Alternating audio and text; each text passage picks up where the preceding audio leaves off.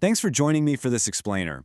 Today, we're going to do a visual story analysis of a truly beautiful, classic Urdu fable.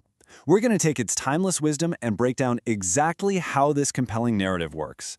I am so excited to guide you through this, so let's just jump right in and meet our unlikely protagonist. Okay, let's dive into this. We have a fascinating paradox here. On one hand, we've got physical size that is, well, incredibly small. We're talking about Chintu, a tiny rabbit living in a magical forest.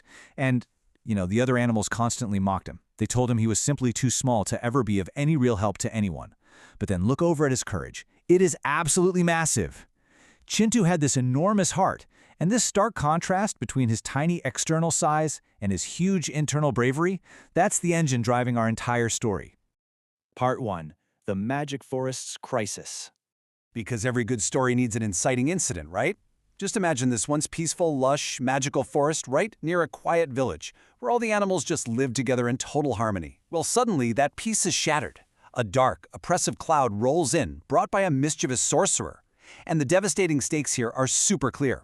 Using his dark magic, he made 3 absolutely essential things vanish from the forest: the colorful flowers, the sweet fruits, and the clean water. You can imagine how the sudden absence of these 3 vital, life-giving elements brought immense sadness, panic, and just a deep gloom to all the animals. Literally overnight, their vibrant home was stripped away. Section 2.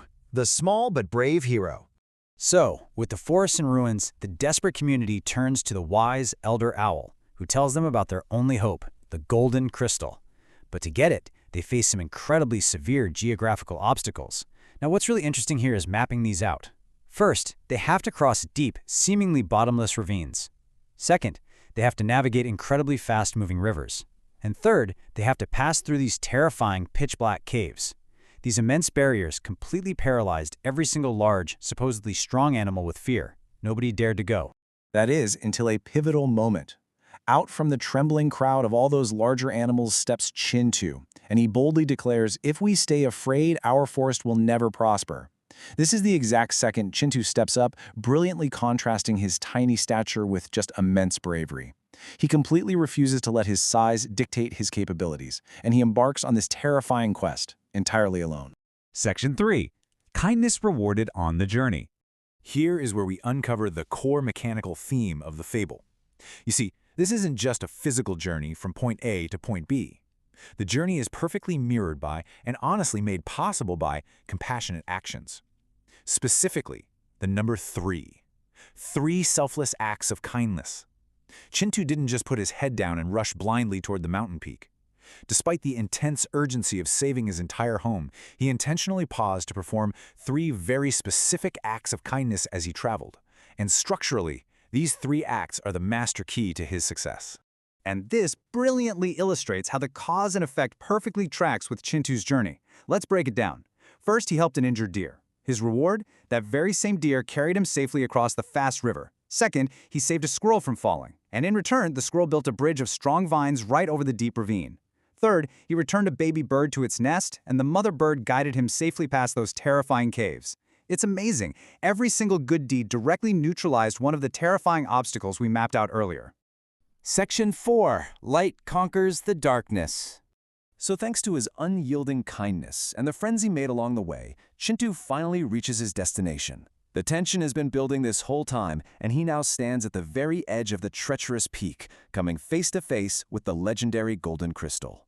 And guys, the very second his small, brave paws touch that crystal, the entire mountain erupts in a brilliant, warm golden light. It's this instant, incredible shift from the darkness of the sorcerer's magic to the radiant, undeniable success of our tiny hero. But the mission isn't quite over yet.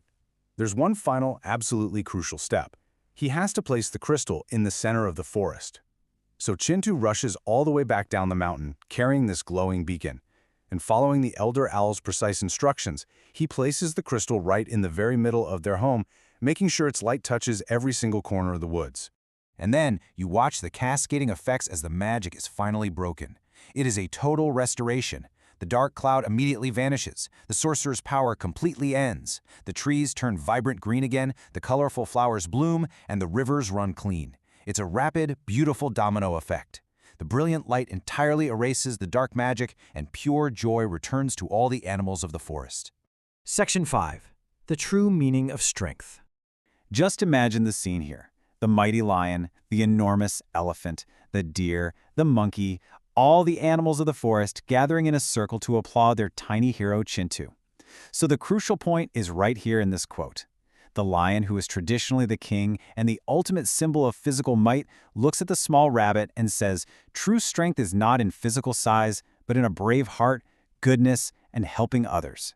This statement completely redefines the concept of power for the entire forest. The very animals who once mocked Chintu's size suddenly realized they were measuring strength entirely the wrong way. Let's summarize the final lesson with these traits of true success. The fable wants us to realize that possessing these specific internal traits, courage, honesty, and helping others, guarantees success far more than physical stature ever could. From that day forward, Chintu was the undisputed hero of the forest because he proved once and for all that internal character always triumphs over external limitations. I want to leave you all with a question. In a world that is so heavily focused on physical size, status, and raw power, how will you use your brave heart today? This final lesson isn't just meant for some magical forest, it applies directly to our own daily lives. Remember, the massive obstacles in your way might just require a little bit of kindness to overcome. Thank you so much for joining me on this explainer, and I'll catch you next time.